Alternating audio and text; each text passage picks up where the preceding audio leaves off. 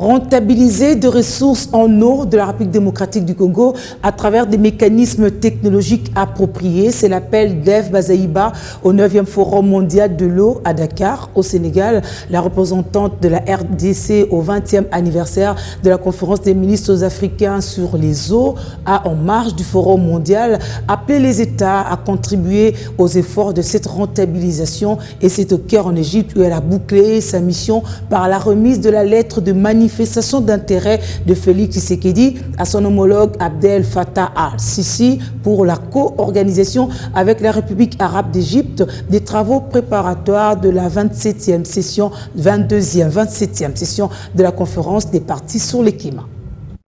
La sécurité de l'eau pour la paix et le développement, terme autour duquel ont tourné les débats des travaux du 9e Forum mondial de l'eau tenu du 21 au 26 mars 2022 à Dakar au Sénégal. Représentant la République démocratique du Congo à ses assises, la vice-premier ministre, ministre de l'Environnement et Développement durable a appelé les États à contribuer aux efforts de la rentabilisation des ressources en eau de la RDC. Eve Bazaïba a exposé le potentiel environnemental de son pays, dont 10% des réserves d'eau douce du monde et 52% des eaux douces d'Afrique. Le pays se présente donc comme une alternative à la sécurité de l'eau en faveur de la paix et du développement dans le monde.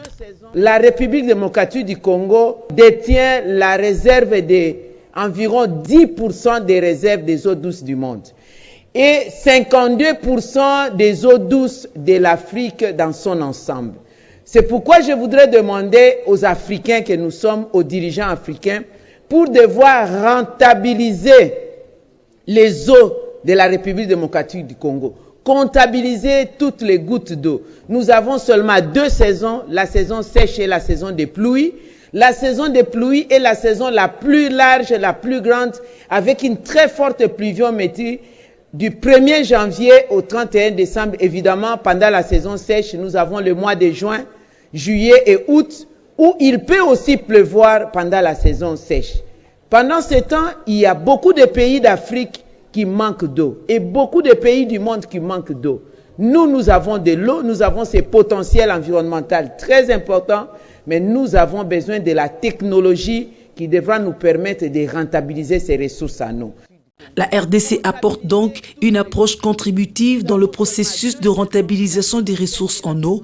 Face au défi de l'eau, l'événement de Dakar s'est voulu le forum des réponses, faisant d'une pierre deux coups. La vice-premier ministre, ministre de l'Environnement et Développement durable, a mis le cap sur le Caire en Égypte, où elle a été reçue en audience mardi 29 mars 2022 par le président Abdel Fattah al-Sisi. Elle était porteuse de la lettre de manifestation d'intérêt du président congolais Félix Antoine Tshisekedi, adressée à son homologue égyptien pour la co-organisation avec la République arabe d'Égypte des travaux préparatoires de la 27e session de la conférence des parties sur le changement climatique COP27 qui se déroulera en novembre 2022 dans la ville égyptienne de Sharm el-Sheikh. L'Égypte s'est dite honorée de travailler en partenariat avec l'un des plus importants pays du bassin du Congo pour faire face aux enjeux climatiques qui s'imposent à l'humanité. Les modalités pratiques de ce partenariat dans l'organisation de la pré-COP27 seront déterminées entre les deux pays. Déjà, le ministre égyptien des Affaires étrangères, Sameh Choukri, qui est également le président désigné de la COP27, a été instruit de prendre des dispositions relatives à la mise en place du comité de pilotage avec la partie congolaise.